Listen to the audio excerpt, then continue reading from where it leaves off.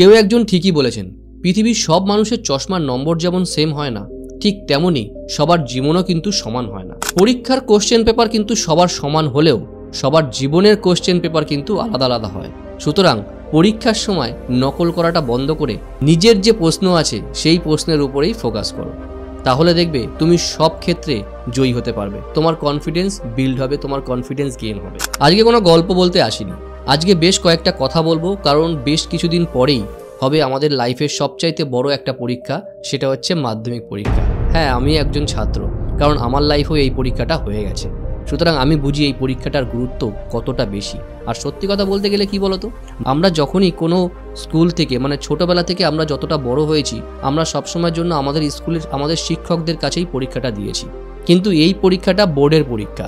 এই পরীক্ষার এক্সামিন থেকে শুরু করে এক্সামিনার থেকে শুরু করে সব কিছুই আলাদা। কে কোথা থেকে খাতা দেখছে, কোন স্কুলে গিয়ে পড়বো, কোন কোন শিক্ষক, কি তাদের মেন্টালিটি, আমরা কিছুই জানি না। সেই জন্যই আমাদের ভয়টা বেশি হয়। কিন্তু এই সমস্ত ভয়কে ওভারকাম করে আমাদেরকে এগিয়ে যেতে হবে, কারণ এটাই জীবন। এইরকম ভাবেই আমাদের প্রত্যেকটা ধাপে ধাপে এগিয়ে গেলেই আমরা হয়তো সফলতার দিকে একটু করে এগিয়ে যেতে পারবো। নমস্কার, আমি সুজিত। আজকে কথা বলবো বেসিক কিছু জিনিস নিয়ে, যেই জিনিসগুলো জানাটা খুবই প্রয়োজন, কারণ আজ বাদে কাল পরীক্ষা শুরু হবে।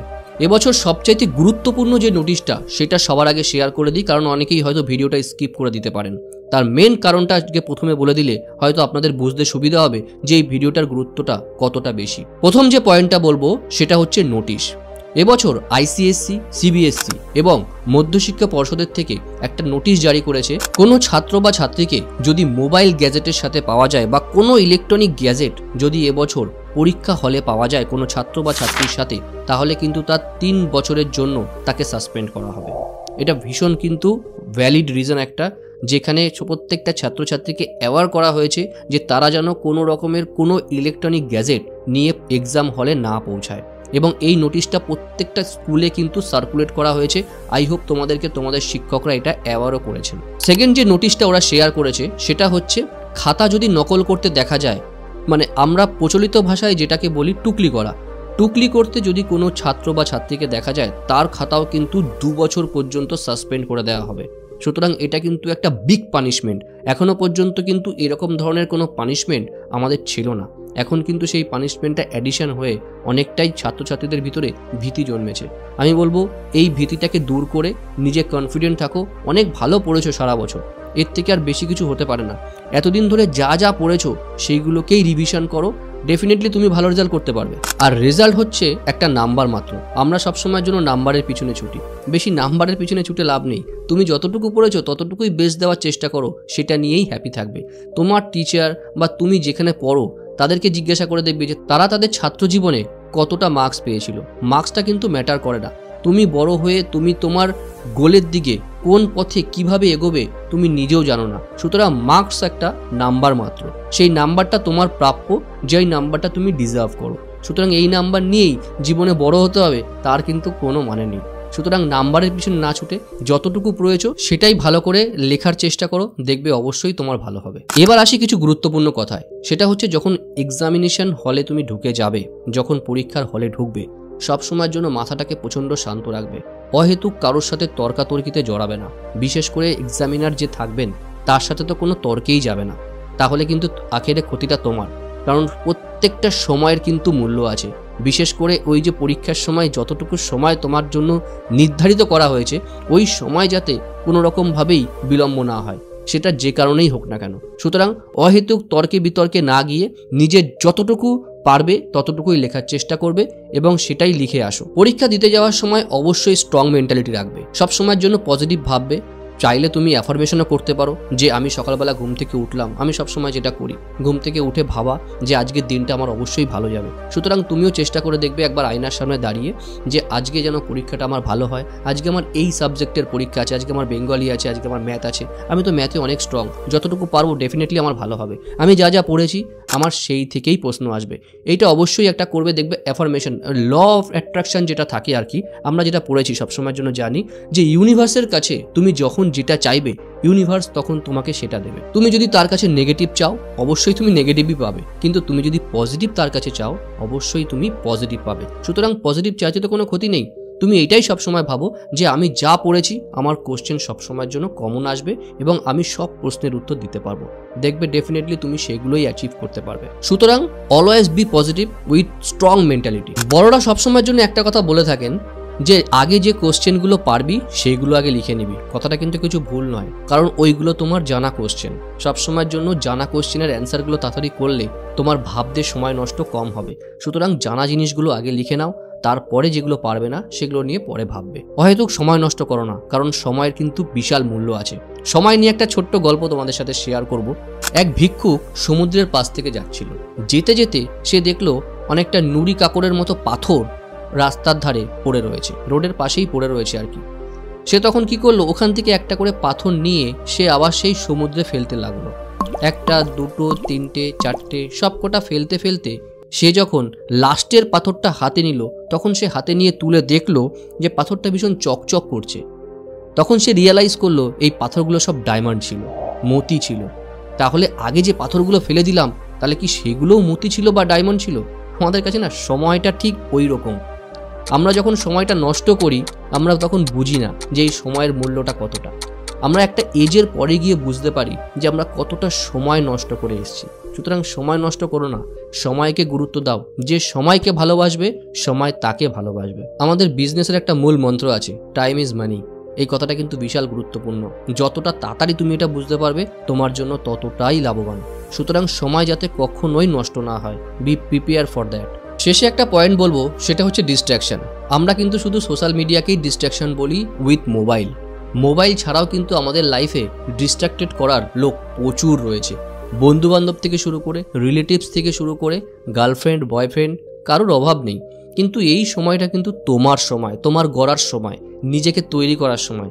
এই সময়টা যদি তুমি নিজে ডিস্ট্র্যাক্টেড হয়ে যাও, তাহলে কিন্তু আখেরে লসটা কিন্তু তোমার। সুতরাং সমস্ত কিছু দূরে রেখে নিজেকে স্ট্রং করো যে আমি এই সমস্তগুলো থেকে দূরে থাকবো। অহেতুক গল্প, বন্ধুবান্ধব, আড্ডা, এই সমস্তগুলো থেকে প্লিজ এই 10টা দিন দূরে থাকো। কারণ এই 10টা দিন তোমার কেরিয়ারের জন্য দাও।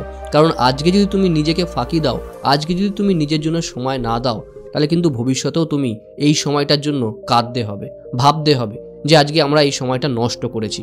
এই ভিডিওটা কিন্তু সবার জন্য নয়, এই ভিডিওটা তোমার জন্য যারা এখন এই মাধ্যমিক আর উচ্চ মাধ্যমিক পরীক্ষাটা দেবে, অথবা সকল পরীক্ষার্থীদের জন্যই এই ভিডিওটা ততটাই মূল্যবান যতটা তোমার লাইফের এই পরীক্ষাটা মূল্যবান। চারপাশে প্রচুর মানুষের দেখা হবে, অনেক ভিড় ঠেলে এগোতে হবে, অনেক রকম কথা কানে আসবে।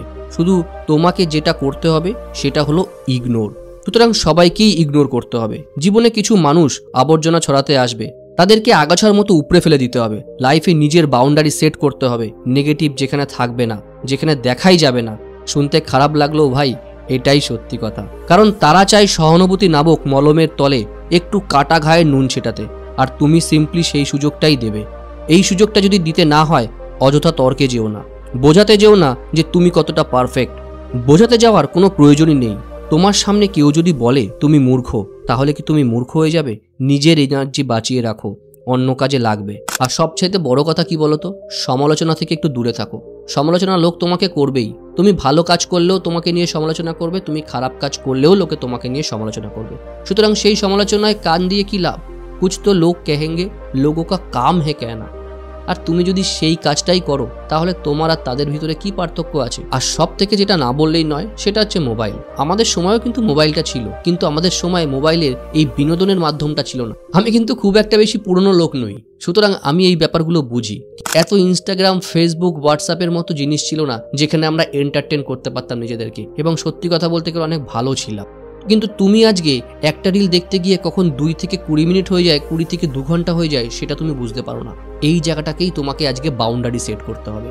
সবসময়ের জন্য ভাববে আমি 5 মিনিট রিল দেখবো, 5 মিনিট ভিডিও দেখবো। তার ভিতরে যদি কিছু শেখার জিনিস থাকে সেটাকে নেবে। এবার এটাকে স্টপ করার একটা ছোট্ট ট্রিক্স একটু বলে দিই।